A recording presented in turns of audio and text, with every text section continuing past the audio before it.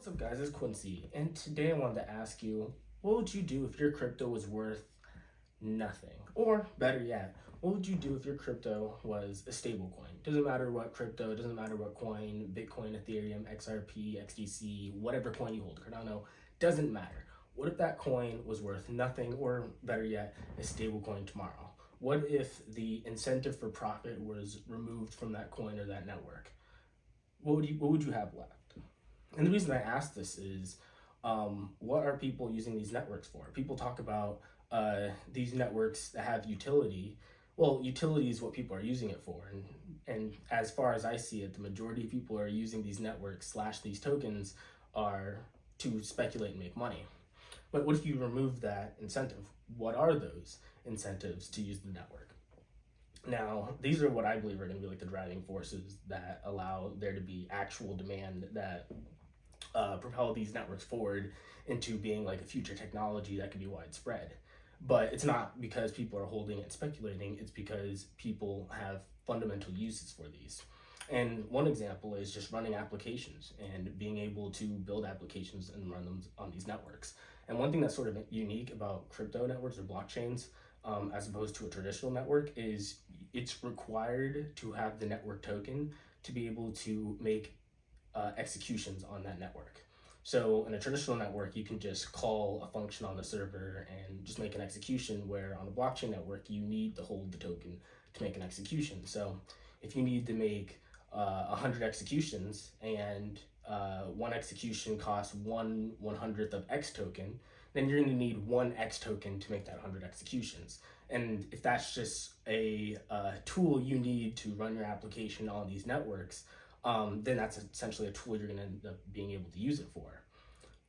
Another sort of instrument people can use these networks, and this is why I say instead of it being worth nothing, let's say it was a stable coin or whatever, it just got pegged at whatever price it's at. And let's say you had price X worth $1. Well, one thing you can end up doing is you can end up moving capital throughout the network with token X. And what can end up happening is if I'm a business in the United States and you're a business in like Japan or Singapore, we both could be using our local currencies to engage with our local participants. But when dealing with internationally, we can either both go into X token, or I can go into X token, then go into your local currency, or you can go into X token and then go into my local currency. And we can use X token as a medium of exchange, but only as a medium of exchange to be able to have a neutral means to exchange the value. We're both not using X token fundamentally for X token. We're both using it as a neutral means of value to be able to exchange with. And with being able to do that, you're able to list derivative assets onto these networks. So not only can you move abstract value with the X token, but you could have different means of derivative assets like fiat currencies, stocks, bonds, futures and options contracts. You could have these other realized assets on these networks, and then the X token or network token can provide liquidity into all these other assets. And with these other assets, and I think this is kind of the coolest thing, is you sort of have this, what's it called? I guess you could sort of say this self custody, or I guess you would say it's a neutral custody of assets. And it's you have the custody of the asset when it's in your wallet, but you don't necessarily have to facilitate the infrastructure to manage that asset.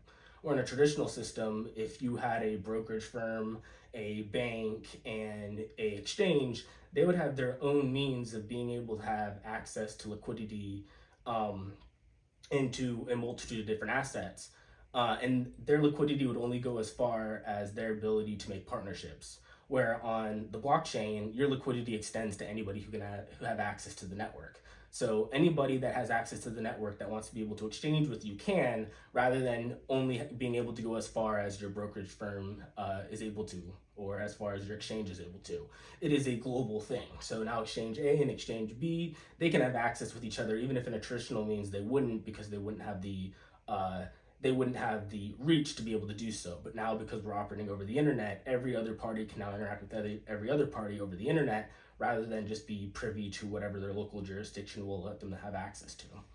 And these are all things you could do with crypto whether it's being able to build out to make executions, whether it's listing derivative assets and being able to have a neutral means of custody where you can custody the asset but not the infrastructure, and being able to move capital around and being able to move value around and being able to have liquidity into these assets. These are all things you could do in crypto without there being a value on the token.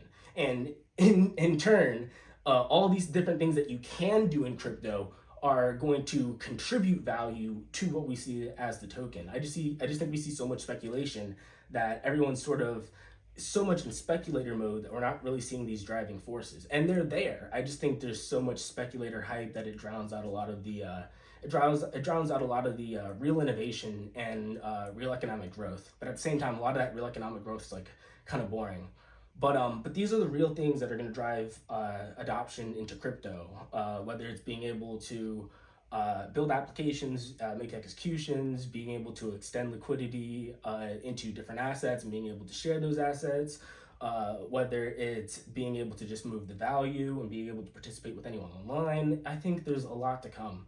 And yeah, like I said, none of it has to do with the price. And I think we need to get out of this notion that the price is everything, because it's not. We almost judge the value, we almost judge the competitiveness of the crypto by its market cap. And we almost judge sort of like these certain notions based off of like how many people are willing to invest in it. And I get that on a general sense, but there's so much that goes so deep into what drives the value of these networks.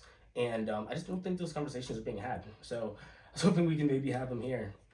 But yeah, despite the value of the token, these networks have value, and those actual value attributes will in turn in the future be able to drive value to the price and long-term growth. And I think we'll see what I like to say, sort of a new digital, sort of more efficient economic system based off of applications and even participants that otherwise wouldn't be able to engage with each other have the maximum efficiency in terms of being able to access users, being able to access partners and participants, being able to access people on the internet. I think it's going to almost tear down the barriers that we would otherwise see in what we now see in traditional finance, but I think we'll also see it in app development. And a lot of these barriers that we otherwise would will cease to exist and disappear. But yeah, I hope you guys like that. And I think there's a lot of value that can be, referenced in these networks that don't have to do with the price. And I think we should be talking about this more. But hope you guys like that. See you on the next one. Peace.